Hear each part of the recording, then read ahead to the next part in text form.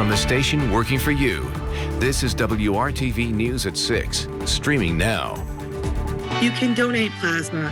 Please donate plasma because it is saving lives. An entire family diagnosed with COVID-19, the father hardest. Now plasma donations are helping him recover. We take you on his journey. Pandemic fatigue, doctors say, could lead to an increase in COVID-19 cases. We'll show you what pandemic fatigue is exactly and what you need to be aware of. We don't just serve people food, but we also give them hope. The demand at food banks has increased because of COVID-19. How you can help feed Hoosier families this holiday season. Before you head out for the holidays, make sure to check your vehicle for open safety recalls. I'm Kara Kenny. We'll tell you how to do it. Tomorrow may be a bit stormy. I'll have the hours for heaviest rain and our severe weather potential. Thank you for watching WRTV News at 6 on this Tuesday. I'm Amanda Starantino. And I'm Mark Mullins. First tonight, a whole family diagnosed with COVID-19. The Wagner family has felt the full impact of the coronavirus, especially the father. This evening, they tell WRTV's Troy Washington how plasma donations from recovered COVID-19 patients help turn things around. There's a national shortage right now of plasma. And I just really want anybody and everybody who's had COVID-19 to get the antibody test, to donate plasma, if you at all possibly can. Leah Wagner is still recovering from COVID-19. Her 4-year-old son is finally feeling better too, but her husband is in ICU. He woke up one day with a very bad headache, and we didn't really think a lot of that because, it's a headache. Next day, he had a bad headache and probably some more muscle aches and such. And I was like, I think this could be COVID, honey. It's been 2 weeks since her husband, Neil, was diagnosed with the virus and almost put on a ventilator. He was required to lay flat, face down, in the prone position. Staying in that position may have kept him off the ventilator, but his wife believes it was a plasma donation that has made a true difference in his recovery. It took a few days. It takes 2 or 3 days for the plasma to start to really kick in. But since then, he has gotten much better. He's still in the ICU. It's been 1 week and already he's improving. He's sitting in a chair. He's the amount of oxygen they're giving him is reduced. He's eating. He's actually working again. Pulling out his laptop and trying to get curriculum together. After seeing results, Wagner wants more people who have been diagnosed and survived COVID-19 to come forward to help those who are currently battling the virus. With the surge of people having it, both hospitalized and unhospitalized, that means there's a new surge of people that can donate. Working for you, Troy Washington, WRTV. Her husband received COVID-19 convalescent plasma. Experts believe people who have recovered from COVID-19 are able to provide plasma with antibodies to help those still fighting. Wagner's co-workers have planned a drive to help with the national shortage. You can find those details when you read this story on our website at WRTV.com. The pandemic is not going away yet. A record number of COVID-19 deaths in a single report here in Indiana. The State Department of Health confirms 103 additional coronavirus deaths. So far, 5,169 Hoosiers have died with COVID-19. Data from the Department of Health also shows 5,702 additional coronavirus cases. To date, 306,538 people in Indiana have been diagnosed with the virus. With Thanksgiving just days away, you may be planning on seeing family or getting together with friends, but doctors in our area want you to think twice. They say pandemic fatigue can lead to an even greater increase in COVID-19 cases. WRTV's Megan Sanctorum has more on what pandemic fatigue is and what doctors want you to know before Thanksgiving gatherings. Masks, social distancing, and more Zoom and FaceTime calls than you probably ever thought possible. It's a lot, and after months of precautions like that to help slow the spread of COVID-19, you may be tempted to let your guard down for Thanksgiving. I think there's just kind of this sense of tiredness and apathy almost. Dr. Romuletti is the chief physician executive at Community Health Network. He says that is pandemic fatigue. After months and months of it, it does get tiring just to keep on hearing about this, and you're just wondering when it's going to end. But that day has yet to come. Health leaders are bracing for the most deadly month yet when it comes to COVID-19. Even in the month of November, we're going to have more deaths than we ever had in the entire pandemic. He says it's important to evaluate your risk. And if you do choose to host or attend a gathering, there are a few things you should do. Keep the gathering small, bundle up, and eat outside. Open your windows and doors to promote airflow and keep your mask on as much as possible. Those who are high risk for COVID complications should avoid gatherings altogether. Dr. Yaletti says an additional spike in cases, hospitalizations, and deaths is likely in the coming weeks. Not only nervous, we're planning for it. I would guarantee within the 14 days after Thanksgiving, there definitely is going to be a spike. It's just inevitable. And he has this message for the community. Really tired of it, but just for the sake of your own loved ones, not for yourselves, try to manage a careful Thanksgiving so you can have more Thanksgiving together. It's a hard message, but if we can get through this year, it will definitely get better, and there is hope at the end of the tunnel. Working for you, Megan Sanctorum, WRTV. Community Health Network tells us they have plenty of ICU beds available for COVID patients. Their concern is having the staff to care for those patients. Dr. Yaletti says several hundred employees are currently out on quarantine because of COVID-19. The Hamilton County Health Department has approved new COVID-19 restrictions on crowds that take effect tomorrow. This comes as Hamilton County is in the orange range in Indiana, meaning the second most severe COVID-19 category for counties. Hamilton County officials say social gatherings and crowds at sports events cannot exceed 250 people. If the county moves into the highest red category anytime in the future, the crowd limit will be reduced to just 100 people. Also, if Hamilton County goes into the red, bars, restaurants, and gyms will be limited to 50% capacity. Tonight, WRTV dives into the COVID-19 crisis here in Indiana. You will hear from a 30-year-old man who survived a battle with the coronavirus, plus the conversations with healthcare workers who are putting their health on the line to protect you. And we are talking with experts, everything you need to know about a potential vaccine. Our WRTV News special Inside the COVID Crisis airs tonight at 7 p.m. The American flag and Indiana state flag flapping in the wind today under cloudy skies. Chief Meteorologist Kevin Gregory is here. And Kevin, what are you tracking now, especially as the holiday approaches? Yeah, we've got a lot to talk about during the day tomorrow. That'll be our most active day over the next 7 days. Some headlines: heaviest rainfall, I think, before noon. Across central Indiana, that'll be widespread. Then as we get 4 to 8 p.m., a conditional severe threat. And what I mean by conditional, the pieces of the puzzle have to come together just right for isolated stronger storms. The main threat would be damaging wind from those. As far as what's happening in central Indiana right now, you can see off to the north and west a line of showers. Those will move steadily to the east, cross the Mississippi. 1 o'clock in the morning, we'll be moving across the Wabash. There's your widespread rain in the morning. We take it to mid-morning, and then early afternoon at 1 o'clock, we begin to see a little bit of a break there. The probability goes down for a while and then comes back up in that 4 to 8 p.m. window. We'll talk about how much rain we may see and what happens on the other side of all that rain coming up. Local food pantries are in desperate need of volunteers through the holiday season and the pandemic. This year has put many people in tough situations, needing to utilize food pantries for the first time to feed their families. WRTV's Stephanie Wade highlights one organization working to alleviate hunger in our state and the amazing volunteers who are giving this the holiday season. Where are we? Are here? Every Tuesday and Thursday, you can spot Rita Arnold volunteering here at the Midwest Food Bank. This is CVS donation, surprise boxes. If you come here for the first time, you'll want to come back. One of their most dedicated volunteers. Well, my husband and I both are retired now, and we were looking for something to do together. All right, there you go, and you can have 3. Nearly 6 years later, she's still here.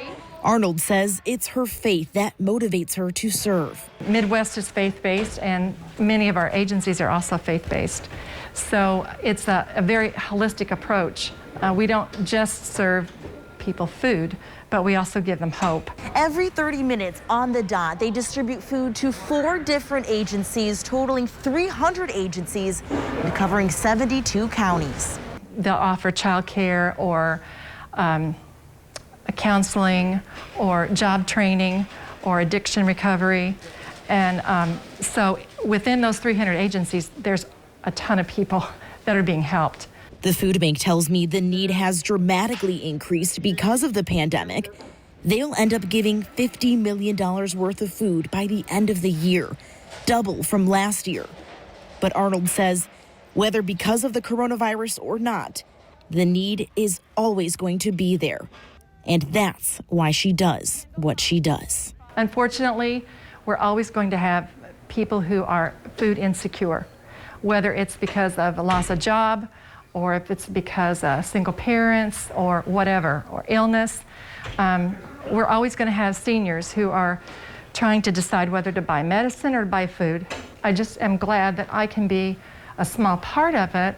Stephanie Wade, WRTV. They say they have a strong need for corporate volunteers, hoping companies bring in a large group of employees for perhaps a service day. COVID-19 has forced some restrictions on who can necessarily volunteer, but they love to partner with different companies to fulfill their mission.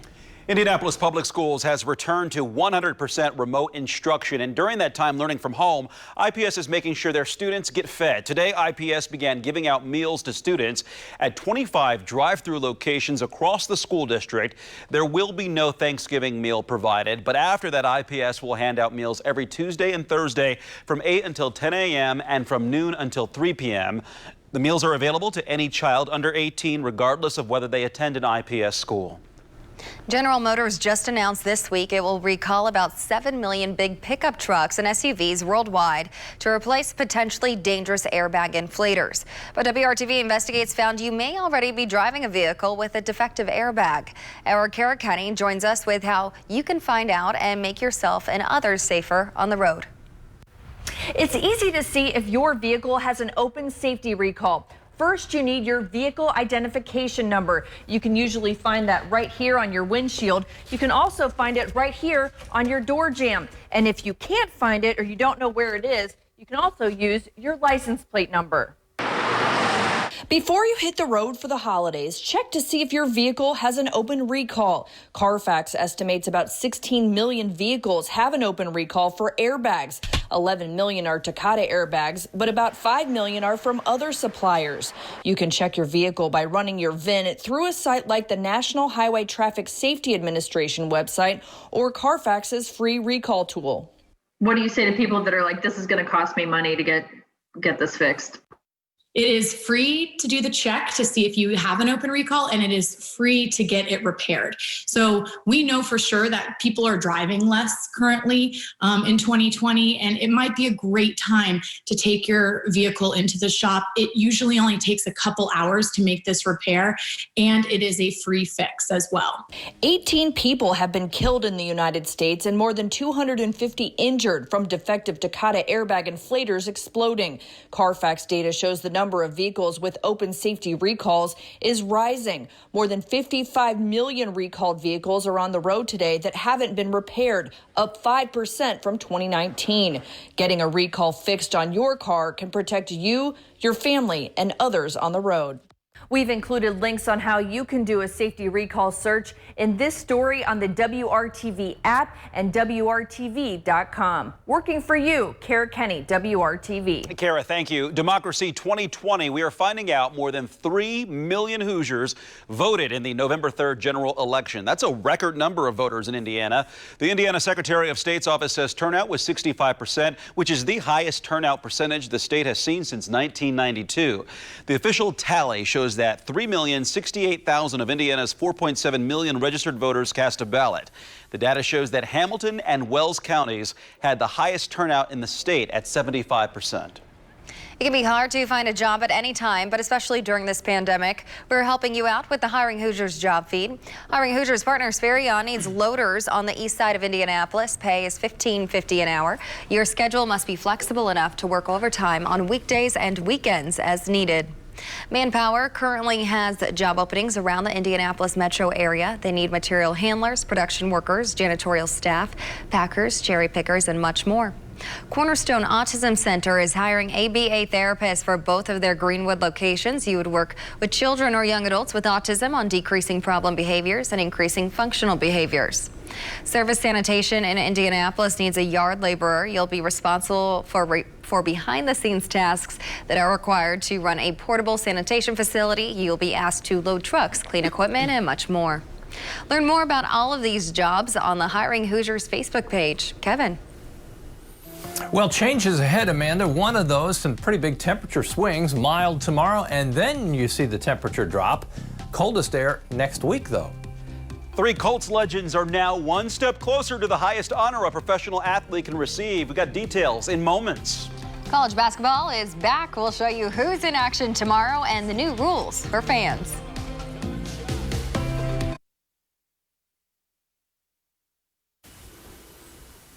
And welcome back to WRTV News at 6 o'clock. A dry Tuesday evening. We need every dry hour we can get because maybe inch to inch and a half of rain is on the way tomorrow. 43 in Peru, 50 in Bloomington. That's our temperature range. Nothing huge with all the clouds we have. That's kept temperatures from changing too much. There are your metro area temperatures. 44 in New Powell, one of the cool spots as you get into Hancock County. Let's talk about the rain. It's not showing up yet in central Indiana. That is after midnight. We'll move into western Indiana first, then overspread all of central Indiana while we sleep, and be pretty active during the morning hours tomorrow. As far as our severe weather threat is on the low end of the threat, a marginal risk, damaging wind would be the main threat. Have to watch out for some minor flooding as well because of the heavy rainfall on already nearly saturated ground. Those are the main concerns here as we go through tomorrow. The wind will be strong out of the south. That's why if you get a thunderstorm and you drag some of the upper level winds down with the heavier rain, could easily get to some of these stronger wind gusts. 7 a.m., widespread rain in some cases, heavy. If you're trying to leave tomorrow morning, travel to relative's house, and you're traveling anywhere in the state, that's probably the period of heaviest rain. I stopped this at 10 a.m. You can see from Indy to Richmond south, fairly heavy rainfall. A little lull in the western half of the state at 1 o'clock. Then we get to this 4 to 8 o'clock window. How much can we bounce back from that morning rain? What instability will there be left to build some thunderstorms? And you can see spotty thunderstorms ahead of the cold front from 4 to 8. An isolated severe storm can't be ruled out there. The rain will move out as we go through the overnight tomorrow night. But through the day, there's your hourly forecast. Temperatures climb lower 50s by 11 a.m. and nearly to 60 degrees in the afternoon with the rain and thunderstorms. A good soaking rain, in some cases 1 to maybe almost 2 inches if you catch an afternoon thunderstorm after our widespread morning rain. Lots of clouds. It will be dry and cooler on Thanksgiving Day. As you look at the 7-day planner, I mentioned changes.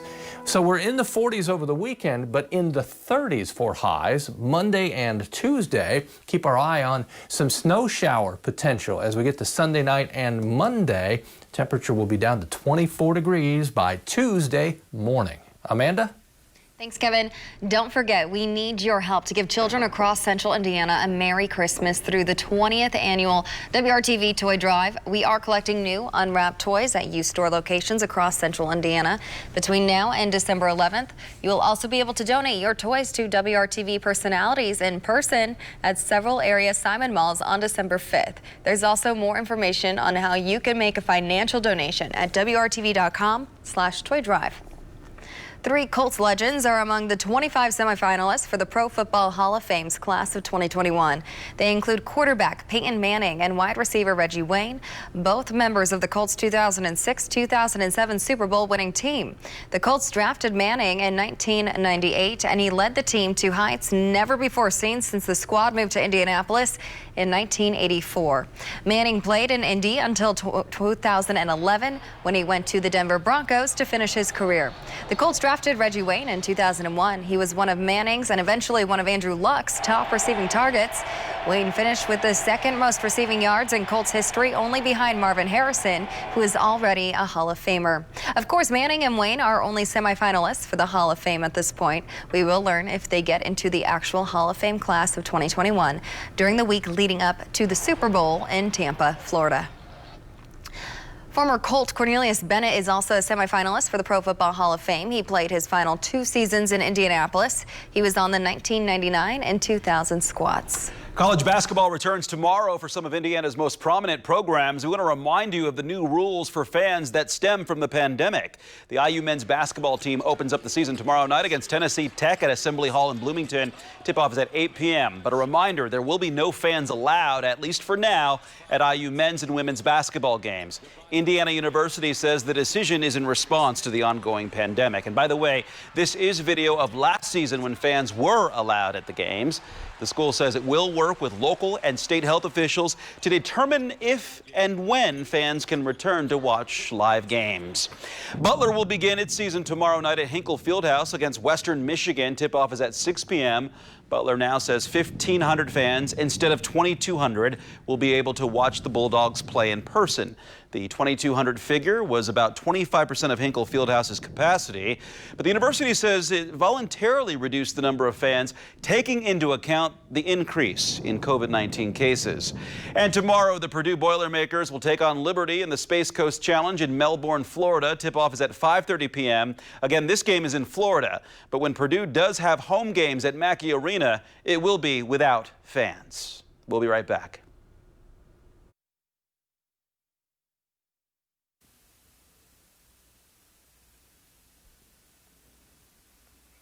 Heaviest rain tomorrow morning, probably through around noon. Then a little break. Then in the afternoon, the chance for isolated to strong storms across central Indiana. Then we're dry as we get to Thanksgiving. It all works out, guys. Thanks for joining us for WRTV News at 6 o'clock. World News Tonight with David Muir is next. Then join us at 7 for a WRTV News special, Inside the COVID Crisis.